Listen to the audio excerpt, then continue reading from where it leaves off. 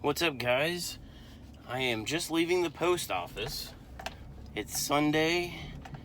It's a little after 4 p.m. and I am about to head to Cincinnati to the GCAS, the Greater Cincinnati Aquarium Society. They have their club meeting tonight, and Lucas Bretz is doing a talk on keeping your tanks natural. So I got the LRB shirt on. I'm gonna go check out his talk tonight. It's about a 2-hour drive for me, so I'm leaving now, and hopefully I don't hit any traffic or anything like that, and I'll try to record some of his talk for you guys. So I'll catch you when I get down there.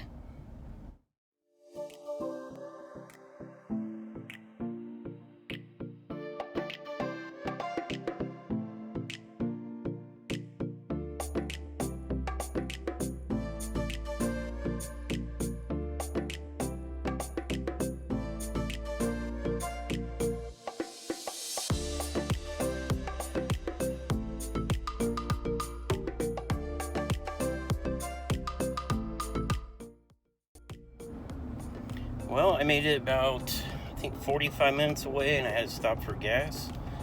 I'm in the middle of Cornfield, Ohio.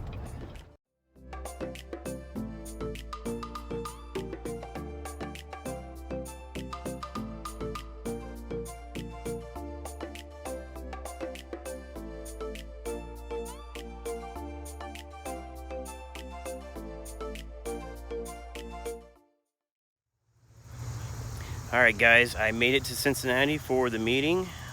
We're outside of the auditorium, or the place where Lucas is going to be doing his talk. Speaking of Lucas, we found him. He showed up basically at the same time. We're just out here by this pond that's across the street, and Lucas noticed there's some fish like kind of swarming at the surface. They're feeding on something, and they just kind of keep moving around. So we're just kind of watching them and killing some time. Small fish too.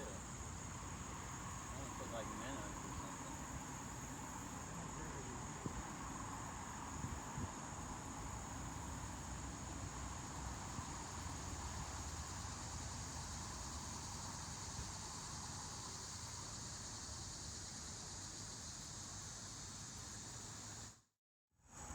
Man, they are going nuts. I wish we could see those from the other side.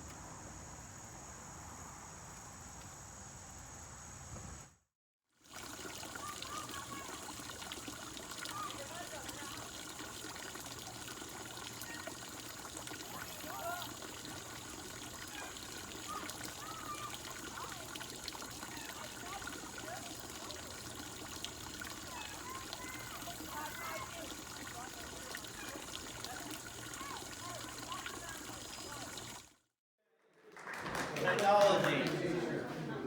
Luckily, I don't deal with technology much in my fish tanks, so. Alright, so how actually it says 200 aquariums here, which is now around 300. So how nature allows me to maintain 200 plus tanks. So I rely a lot on balance and stability within the water column and the actual tanks, which I'll talk about more. This is kind of just a run through of what I'll be talking about. Plants and algae, how they are key to creating an ecosystem and really helping out, which there's some variables to that too, and I'll discuss that later in the talk. Less filtration, water changes equal more food, microflora and fauna. Also going with the natural ecosystem, because often we'll filter out all the little goodies that some of our fish love. And my maintenance, and how I'm pro Snell and Pleco, and natural things I've used in my ponds. So here's a little bit of my fish room. You can see here, there's actually no filters on these tanks. That's my rainbow fish tank, no filters. I have the plumbing where I can actually just add the water in from that. But this is one section. I think that's about 3 of the rooms out of 7. And all custom built racks and all that stuff. These 2x4s, decking screws. But as you can see, they're all doing pretty good.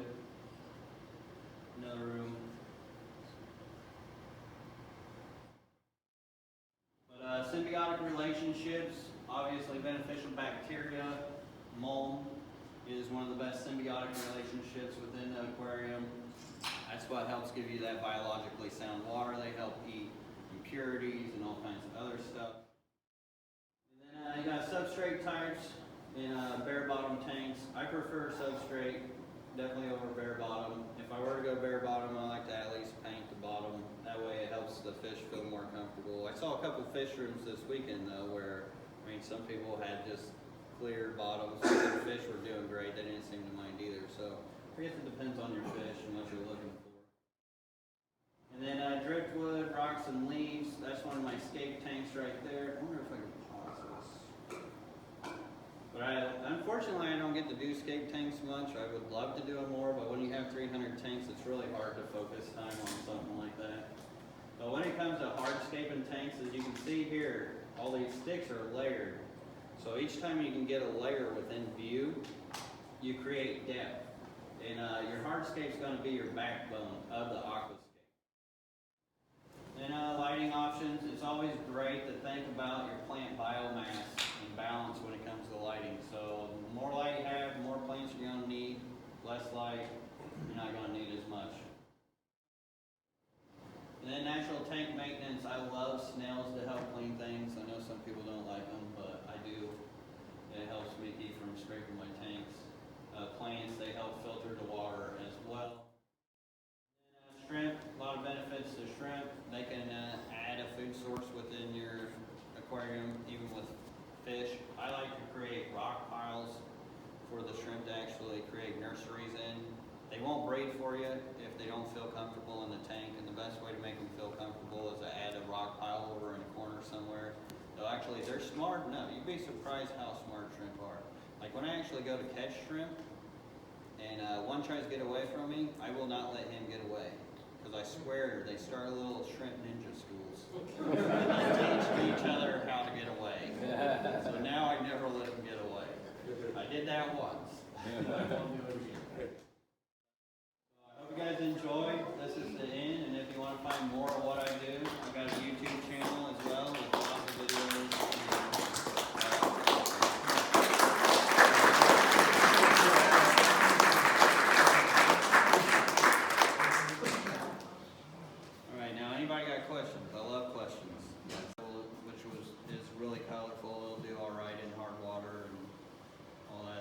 There's hundreds of plants out there that would do good starting off. Best thing to do is just kind of play around.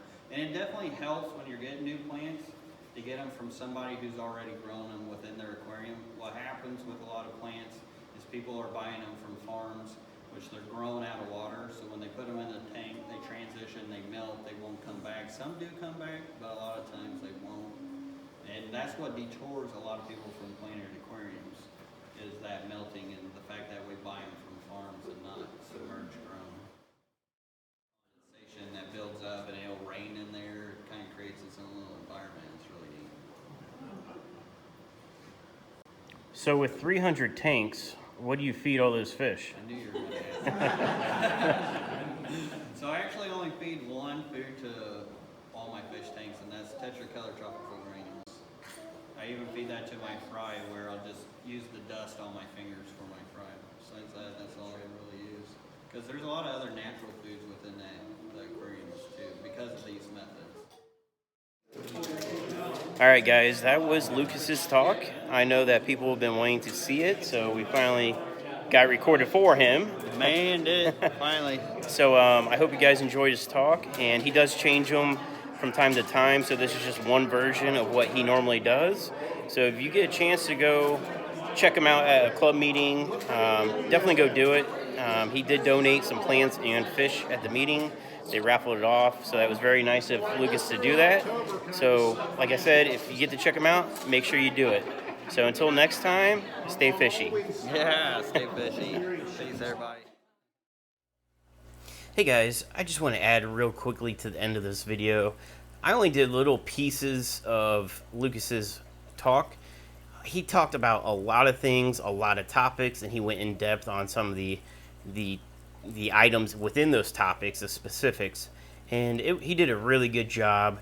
I just wanted to say that if you want to see his full talk, make it out to one of the hobby, I'm sorry, not hobby, but one of the club meetings that really supports the hobby. These meetings where they have these live talks, usually the club will pay for somebody to come, a lot of times out of state, to give these PowerPoint presentations, these speeches, and basically, you know, like a lecture. And so going to them really helps support the club, which is the lifeblood of the hobby. You know, we get all these people that are enthusiastic about fish keeping, aquariums, plants, shrimp. You get them all together in one location. It's a good time. But I want to thank Lucas for allowing me to post a little bit of his speech online, and hopefully, you know, it gets you guys out there. So keep up with his live streams. I know he mentions here and there about events that he goes to coming up. He talked about possibly adding a calendar to his website to show like places he's going to, so that way you can catch one of his talks. This talk was at the Greater Cincinnati Aquarium Society, Cincinnati, Ohio. I've never been to one of their meetings, and everybody was super nice. I was there to help support Lucas and help support their club, the Cincinnati club. They had t-shirts for sale, so I bought one. It's going to go up with my other t-shirts. I haven't put those on the wall yet, so I don't know if I'm going to put them in the fish room somewhere, but I think it's going to go into the studio room. But yeah, just help support the hobby. Join a club. Go to other club meetings. They're usually always open invites to anybody that's interested. Catch a live talk. They're very informative. And, you know, be engaged. The one thing I want to tell Lucas, if you're watching this, the one thing I liked most about your talk is that in your slideshow, you use videos. So when I've been to other talks, it's always a PowerPoint, which is great. It's a great format. And the speaker usually, you know, clicks next. There's a picture of what he wants to talk about. He talks about it, clicks next. And, you know, unless it's a really interesting topic or you're really excited about it, sometimes it gets a little boring. And I think what Lucas did, as far as keeping everybody engaged, is that he used videos in each slide.